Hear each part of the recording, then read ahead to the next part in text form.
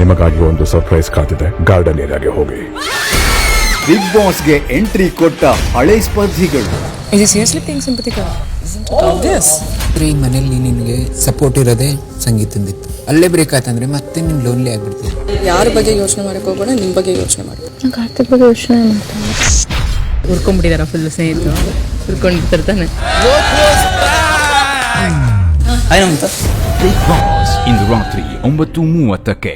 ನಿಮಗಾಗಿ ಒಂದು ಸರ್ಪ್ರೈಸ್ ಕಾದಿದೆ. ಗಾರ್ಡನ್ ಏರಿಯಾಗೆ ಹೋಗಿ. ಬಿಗ್ ಬಾಸ್ಗೆ ಎಂಟ್ರಿ ಕೊಟ್ಟ ಹಳೆ ಸ್ಪರ್ಧಿಗಳು.